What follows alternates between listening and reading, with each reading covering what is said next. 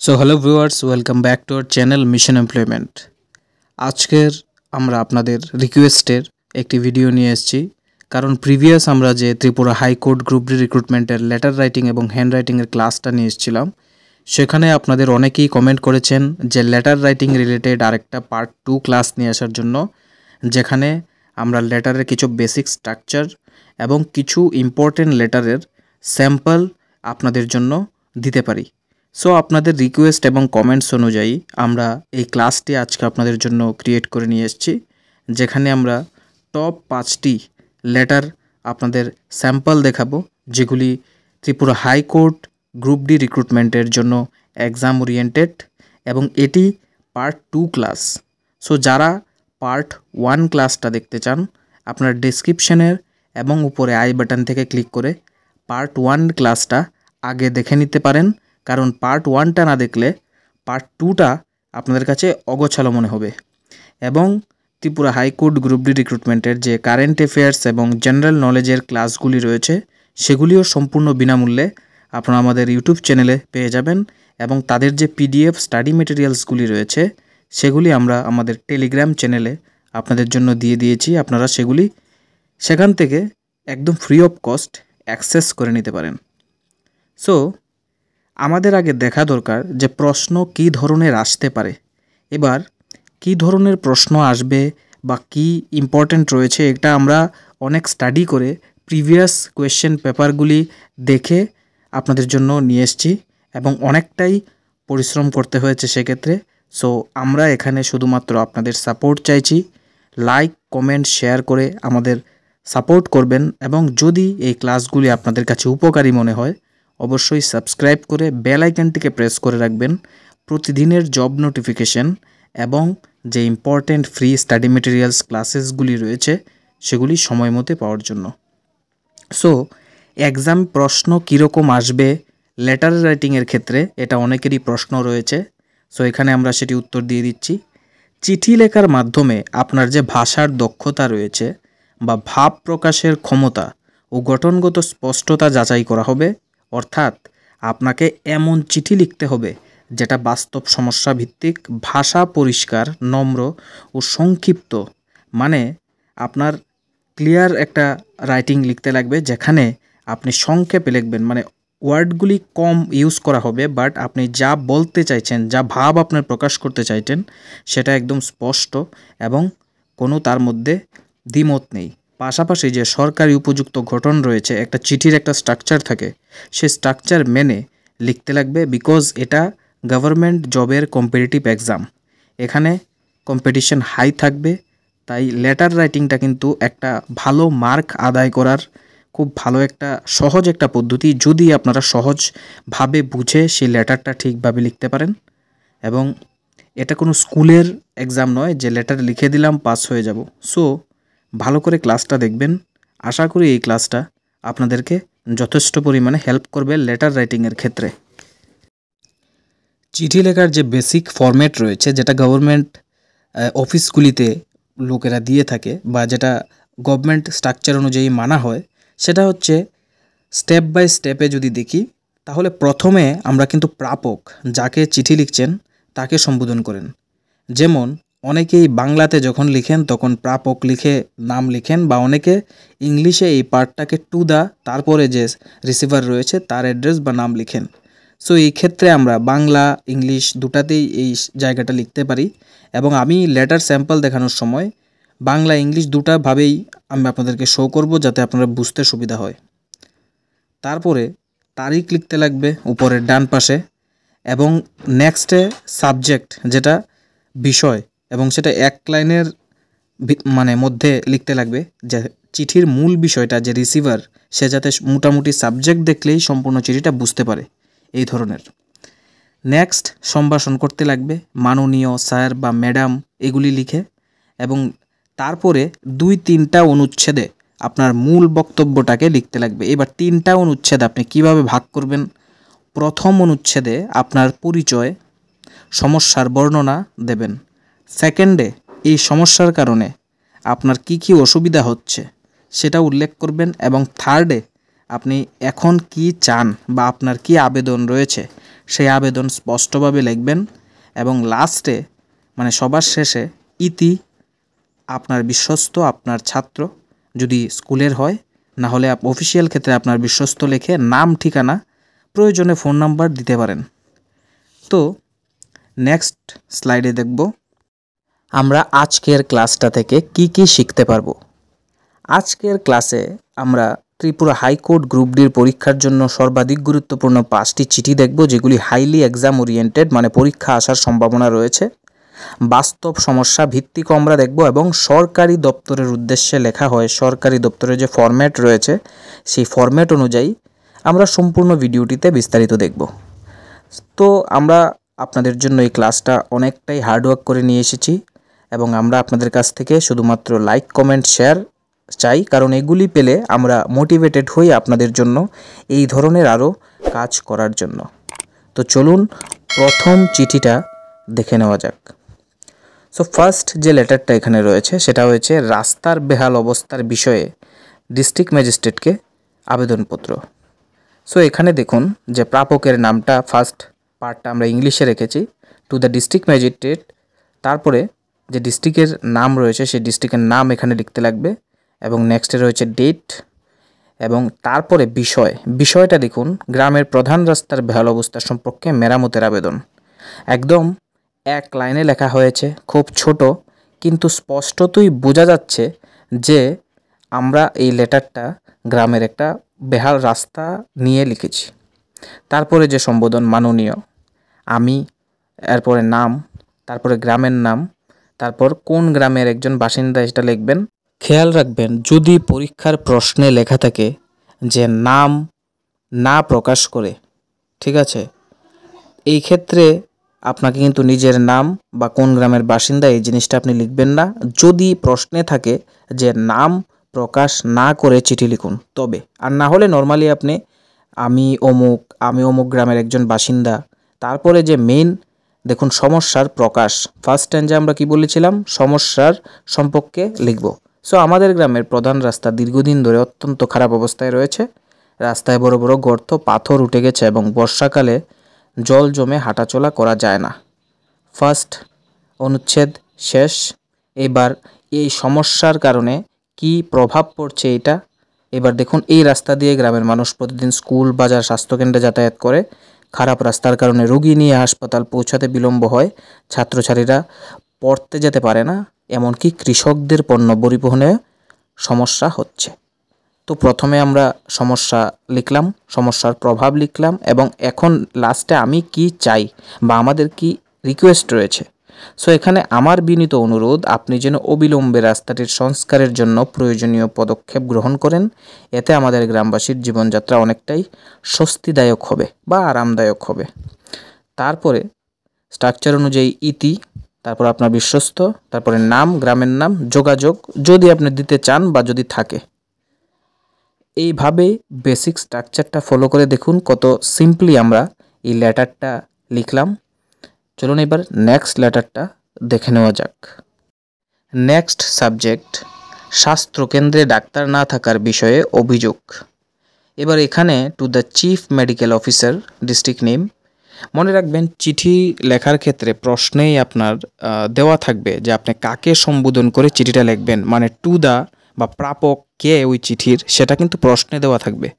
তো এটা আপনি টু দ্য কাকে লিখবেন এটা নিয়ে আপনার চিন্তা করার কোনো প্রয়োজন নেই, এটা প্রশ্ন পড়লেই আপনি বুঝে যাবেন। তো তারপরে ডেট দেওয়া আছে ফরম্যাট অনুযায়ী এবং বিষয় যে স্থায়ী ডাক্তার নিয়োগের আবেদন ছোট করেই দেওয়া এবং তারপরে যে ডিটেইল সমস্যা মাননীয় সম্বোধন এবং তারপরে নিজের গ্রামের মানে নিজের সেলফ ইন্ট্রোডাকশন, তারপরে যে প্রবলেম আমাদের এলাকার প্রাথমিক স্বাস্থ্যকেন্দ্রে দীর্ঘদিন ধরে কোনো স্থায়ী ডাক্তার নেই, মাঝে মধ্যে 1-2 দিন ডাক্তার আসেন তাও নির্দিষ্ট সময়ে না, এবং এর ফলে কী প্রভাব পড়ছে, ফলে জ্বর, ইনফেকশন, গর্ভবতী মায়েদের স্বাস্থ্য পরীক্ষা এসব সাধারণ পরিষেবার জন্য আমাদের দূরবর্তী হাসপাতালে যেতে হয়, বিশেষ করে বর্ষাকালে বা রাতে। এই অবস্থা অত্যন্ত ঝুঁকিপূর্ণ, শিশু ও বৃদ্ধদের স্বাস্থ্য রক্ষা চ্যালেঞ্জ হয়ে দাঁড়িয়েছে। সো এখানে দেখুন কত সিম্পলভাবে কত শর্টে সম্পূর্ণ সমস্যাটাকে ডেসক্রাইব করা হয়েছে যাতে যিনি রিডার রয়েছেন চিঠির তিনি কিন্তু যখন দেখবেন বা চিঠিটা পড়বেন তখন উনি বুঝতে পারবেন যে কী কী সমস্যার সম্মুখীন গ্রামবাসীরা হচ্ছে। এবং লাস্টে যে আপনি কি চান বা আপনার কি আবেদন। অতএব আপনাকে বিনীতভাবে অনুরোধ করছি অবিলম্বে একজন পূর্ণকালীন ডাক্তার নিয়োগ করে সাধারণ মানুষের চিকিৎসা সেবা নিশ্চিত করুন। ইতি নাম, গ্রামের নাম, পোস্ট অফিস, যোগাযোগ, যদি ফোন নাম্বার দিতে চান। সো এমন নয় যে আপনি যদি এই সাবজেক্টে এই টপিকে চিঠি আসে একদম এক্স্যাক্ট এই চিঠিটাই দেবেন। আপনি নিজ থেকে আপনি আরও ভালো লিখতে পারবেন। যখন আপনি কন্টিনিউ চিঠি প্র্যাকটিস করবেন তখন আপনি এর থেকেও ভালো চিঠি লিখতে পারবেন। সো কন্টিনিউ প্র্যাকটিস করে আপনি পরীক্ষায় এমন ডিট্টো কপি পেস্ট করতে লাগবে না, আপনি এর থেকেও বেটার লিখতে পারবেন। নিজের থেকে লেখার চেষ্টা করবেন। নেক্সট হচ্ছে পানীয় জলের অভাব নিয়ে পঞ্চায়েত প্রধানকে আবেদনপত্র। এখানে আমরা বাংলায় ফার্স্ট পার্টটা লিখেছি যাতে ইংলিশ এবং বাংলাতে দুটোটাতেই আপনাদের সহজ হয় জিনিসটা বুঝতে। আপনারা যাতে বুঝতে পারেন যে আপনারা বাংলায় যদি প্রাপক লেখেন তাহলেও চিঠিটা সঠিক, বা ইংলিশে যদি টু দ্য লিখেন তবেও চিঠিটা সঠিক। তো এখানে প্রাপককে প্রধান, তারপর গ্রাম পঞ্চায়েতের নাম এবং ব্লক ও জেলা, তারপর ডেট এবং তারপরে রয়েছে সাবজেক্ট। সাবজেক্টে গ্রামে বিশুদ্ধ পানীয় জলের চাহিদা পূরণের আবেদন। সিম্পল সাবজেক্ট থেকেই বোঝা যাচ্ছে যে চিঠিটা কী বিষয়ে রয়েছে। তারপরে মাননীয়, এরপরে নিজে আবার সেলফ ইন্ট্রোডাকশন এবং দীর্ঘদিন ধরে আমাদের গ্রামে বিশুদ্ধ পানীয় জলের অভাব দেখা দিয়েছে। বেশিরভাগ টিউবওয়েল অকেজ হয়ে পড়ে আছে, কিন্তু কিছু নলকূপ জল থাকলেও তা ব্যবহারের অনুপযুক্ত, রং ও গন্ধযুক্ত। এর ফলে কি প্রভাব পড়ছে? এর ফলে মানুষ কুয়োর জল কিংবা আশেপাশের জলাশয়ের উপর নির্ভর করতে হচ্ছে, যা স্বাস্থ্য ঝুঁকিপূর্ণ। ডায়রিয়া, পেটের পীড়া বা পেট খারাপ বা স্কিনের প্রবলেম, যে ত্বকের সমস্যার অনেকে আক্রান্ত হচ্ছেন। শিশুরা সবচেয়ে বেশি ঝুঁকিতে রয়েছে। অতএব আপনি কি চান? আপনার কি আবেদন? অতএব আপনার কাছে আমাদের বিনীত আবেদন, গ্রামে নতুন টিউবওয়েল বসানোর ও পুরনোগুলি মেরামতের জন্য প্রয়োজনীয় ব্যবস্থা গ্রহণ করুন। ইতি নাম, গ্রামের নাম, পোস্ট অফিস, যোগাযোগ, যদি আপনি দিতে চান বা থাকে। তো আপনি দেখতে পারলেন যে তিনটা জিনিস মাথায় রেখে কত সুন্দর একটা চিঠি লেখা যায়। প্রথম প্রাপক, নেক্সট ডেট, তারপরে সাবজেক্ট এবং তারপরে তিনটি বক্তব্য। নিজেকে প্রশ্ন করুন কি সমস্যা, সমস্যার ফলে কি হচ্ছে, আর আমি কি চাই, এবং লাস্টে ইতি দিয়ে চিঠি শেষ করে দিন। সিম্পল এই ফর্মুলাটা দিয়ে আপনি একটা সুন্দর চিঠি লিখতে পারেন, কারণ এখন পর্যন্ত যতগুলি চিঠি আপনাদেরকে শো করেছি সবগুলিই কিন্তু এই সিম্পল স্ট্র্যাটেজি ফলো করে লেখা। এবং অবশ্যই কমেন্ট বক্সে জানাবেন এই চিঠিগুলি আপনাদের কাছে কীরকম লাগছে। যদি আরও বেটার করা যায়, হ্যাঁ অবশ্যই বেটার করা যাবে। আপনারা যদি নিয়মিত প্র্যাকটিস করেন আরও বেটার করতে পারবেন। এটা একটা বেসিক স্ট্রাকচার এবং ফরম্যাট আমি আপনাদের জন্য নিয়ে এসেছি, যেগুলি স্যাম্পল হিসাবে আপনাদেরকে গাইডেন্স প্রোভাইড করবে। নেক্সট আর একটা ইম্পর্ট্যান্ট টপিক, যে থানার ওসি স্যারকে মাদক সমস্যা নিয়ে অভিযোগপত্র। সো এখানে বিষয় হচ্ছে এলাকায় বেড়ে চলা মাদক সেবন ও অসামাজিক কার্যকলাপ বন্ধে পদক্ষেপ গ্রহণের আবেদন। এখানে প্রাপক, অফিসার ইনচার্জ বা ওসি, স্থানীয় যে থানার নাম এবং জেলা, তারপরে তো স্টেট ত্রিপুরা বা আপনি আপনার যে কোনো এখানে দিতে পারেন, কারণ পরীক্ষা হলে এগুলি মানে আপনি যে কোনো নাম ব্যবহার করে দিতে পারবেন। নেক্সটে সাবজেক্ট লিখলেন যে এলাকায় বেড়ে চলা মাদকদ্রব্যের ব্যবহার ও অসামাজিক কার্যকলাপ বন্ধে ব্যবস্থা নেওয়ার অনুরোধ। তারপরে মাননীয় সম্বোধন করে আপনি লেটারটা শুরু করলেন যে মাননীয়, আমি আপনার সেলফ ইন্ট্রোডাকশন দিলেন। তারপরে একজন সচেতন নাগরিক ওই এলাকার। অত্যন্ত দুঃখের বিষয় যে সম্প্রতি আমাদের এলাকায় কিছু যুবক নিয়মিত মাদক সেবন ও বিক্রি করছে। তারা নির্জন জায়গায় জড়ো হয়ে গাঁজা, ট্যাবলেট ও অ্যালকোহল গ্রহণ করছে, এবং এর ফলে আপনারা কী সমস্যায় ভুগছেন? এই পরিস্থিতির ফলে এলাকার পরিবেশ নষ্ট হচ্ছে, মহিলারা নিরাপত্তাহীনতায় ভুগছে, ছাত্রছাত্রীদের উপর খারাপ প্রভাব পড়ছে এবং স্থানীয় মানুষজন মুখ খুলতে ভয় পাচ্ছেন। পুলিশি টহল বা কড়া পদক্ষেপের অভাবে পরিস্থিতি দিন দিনে আরও খারাপ হচ্ছে। আপনি কি চান? অতএব আপনার কাছে বিনীত অনুরোধ, অবিলম্বে এই অসামাজিক কাজ বন্ধে পদক্ষেপ নিন। পুলিশ টহল বৃদ্ধি করুন, সন্দেহভাজনদের নজরদারিতে রাখুন এবং প্রয়োজনে আইনি ব্যবস্থা গ্রহণ করুন যাতে আমাদের এলাকায় পুনরায় নিরাপদ ও মাদকমুক্ত হয়। ইতি। তারপর আবার আপনি নিজের নাম, গ্রামের নাম, পোস্ট অফিস এবং যোগাযোগ এই নাম্বারগুলি এগুলি আপনার দিলেন। সো নেক্সট আরেকটা ইম্পর্টেন্ট লেটার দেখব। এই লেটারগুলি কিন্তু ফ্রিকুয়েন্টলি বিভিন্ন কম্পিটিটিভ এক্সামের মধ্যে এসছে। খুব ইম্পর্টেন্ট টপিক, খুব গুরুত্ব সহকারে দেখবেন এবং ভালো করে বুঝবেন। এবার যে 5 নম্বর চিঠি, বিডিও সাহেবকে রেশন দোকানের অনিয়ম নিয়ে অভিযোগপত্র। এবার রেশন দোকানে বরাদ্দকৃত সামগ্রী সঠিকভাবে না পাওয়া ও অনিয়মের অভিযোগ করার জন্য এই লেটারটা ব্যবহার করা হয়। এখানেও প্রাপক ব্লক উন্নয়ন আধিকারিক বা বিডিও, ব্লকের নাম, জেলা, তারপর স্টেট। সো এখানে যদি আপনারা ইংলিশে লিখেন to the block development officer, ব্লকের নাম, ডিস্ট্রিক্ট, সাবডিভিশন এগুলি আপনারা লিখবেন। নেক্সট আপনি ডেট লিখবেন এবং তারপর সাবজেক্ট, যে রেশন দোকানে অনিয়মের বিরুদ্ধে পদক্ষেপ গ্রহণের আবেদন। তারপরে মাননীয় সম্বোধন করে সেলফ ইন্ট্রোডাকশনটা সহজ করে লিখলেন এবং তারপরে যে কী সমস্যা। আমাদের এলাকায় অবস্থিত সরকারি রেশন দোকানে দীর্ঘদিন ধরে নানা অনিয়ম চলছে। বরাদ্দকৃত চাল ও ডাল, কেরোসিন ঠিকমতো দেওয়া হয় না, কখনো পরিমাণ কম দেওয়া হয়, আবার কখনো বলা হয় মাল আসেনি। রেশন কার্ড থাকা সত্ত্বেও বহু মানুষ তাদের ন্যায্য বরাদ্দ পাচ্ছে না। অনেকে অভিযোগ করলে হুমকি দেওয়া হয় বা তালিকা থেকে নাম কেটে দেওয়া হয়। এটা একটা প্রভাব, যে এই সমস্যার ফলে কি প্রভাব হচ্ছে। থার্ড পার্টে এখন আপনি কি চান বা কি অনুরোধ রয়েছে। এখন রয়েছে যে আপনার কাছে বিনীত অনুরোধ, বিষয়টি তদন্ত করে দোষী ডিলারের বিরুদ্ধে ব্যবস্থা গ্রহণ এবং স্বচ্ছতার সাথে রেশন বিতরণ নিশ্চিত করুন। এই অনিয়ম বন্ধ হলে বহু দরিদ্র পরিবার উপকৃত হবে। তারপর ইতি লিখে আপনার নাম, রেশন কার্ডের ডিটেলস দিয়ে আপনি লেটারটা কমপ্লিট করতে পারেন। এবার আপনারা দেখতে পারলেন যে আমরা সিম্পল স্ট্র্যাটেজি ফলো করে কিভাবে কতগুলি লেটার লিখলাম এবং প্রত্যেকটা লেটারে সেম স্ট্র্যাটেজি ফলো করা। তো কিছু বেসিক টিপস বা সিম্পল স্ট্র্যাটেজিও আমরা আপনাদের সাথে শেয়ার করতে চাই, যেগুলি মাথায় রাখলে অবশ্যই আপনাদের লেটার রাইটিংয়ে হেল্প করবে, সেটা এক্সামিনেশনের সময়। এবার চিঠির কাঠামো প্লাস ভাষা প্লাস যুক্তি যদি ঠিক থাকে তবে অবশ্যই আপনি সহজেই 8 থেকে 10 নম্বর পরীক্ষায় পেতে পারেন। এবং প্রতিদিন একটি করে চিঠি নিজে হাতে লিখে অভ্যাস করুন।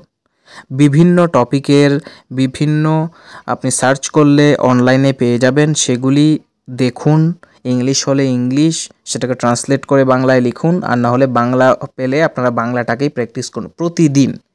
এখনও যে সময় আপনাদের হাতে রয়েছে, আপনারা যদি প্রতিদিন একটি করে চিঠি প্র্যাকটিস করেন আপনাদের অনেকটাই টপিক কভার হয়ে যাবে, অনেকটাই আপনারা আপনাদের লক্ষ্যের কাছাকাছি পৌঁছে যাবেন। কারণ কম্পিটিটিভ এক্সামে চিঠি লিখে মার্ক তোলা খুব ইজি একটা পদ্ধতি নাম্বার তোলার জন্য, এবং সেখানে যদি আপনারা ফেল করে যান তবে কিন্তু সম্পূর্ণ পরীক্ষাটাই আপনাদের নষ্ট হয়ে যাবে, বরবাদ হয়ে যাবে। সেক্ষেত্রে এই চান্সটা কিন্তু একদমই নেওয়া যাবে না। তাই প্রতিদিন আপনাদের কাছে রিকোয়েস্ট, একটা করে চিঠি প্র্যাকটিস করবেন, তাতে আপনাদেরই লাভ হবে।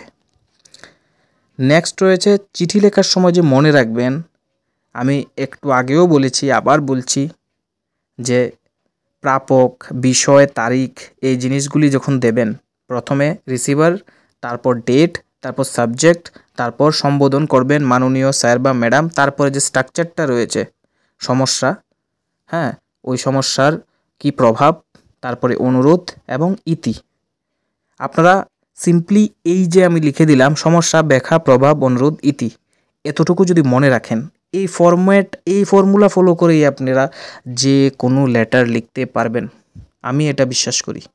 সো ক্লাসটা যদি উপকারী মনে হয়, যদি মনে হয় যে এটা একটা ভালো পদক্ষেপ আমাদের তরফ থেকে আপনাদের জন্য, তাহলেই আমাদের ভিডিওটিকে লাইক করবেন এবং শেয়ার করবেন নিজের সকল বন্ধুদের সাথে, যাতে তারাও এই ধরনের ফ্রি স্টাডি ম্যাটেরিয়ালসগুলি ফ্রিতে অ্যাক্সেস করতে পারে। আমরা আপনাদের জন্য এগুলি পৌঁছে দিচ্ছি আপনাদের কাছে যারা সাবস্ক্রাইবার রয়েছেন, বাট যারা সাবস্ক্রাইবার আমাদের নেই, আমাদের সাথে যুক্ত নেই, তারা তো এই কোর্সেসগুলি পাবে না।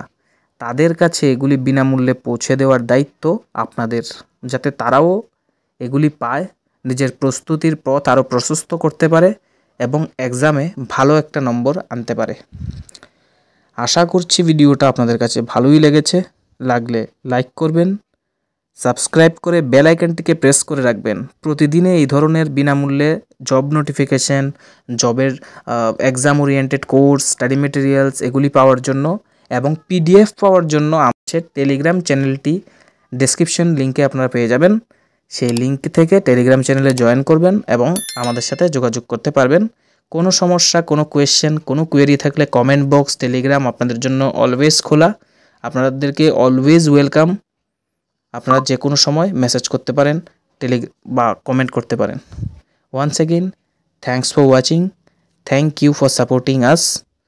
Stay tuned by subscribing our channel and don't forget to press the bell icon to get notified about our latest videos and updates.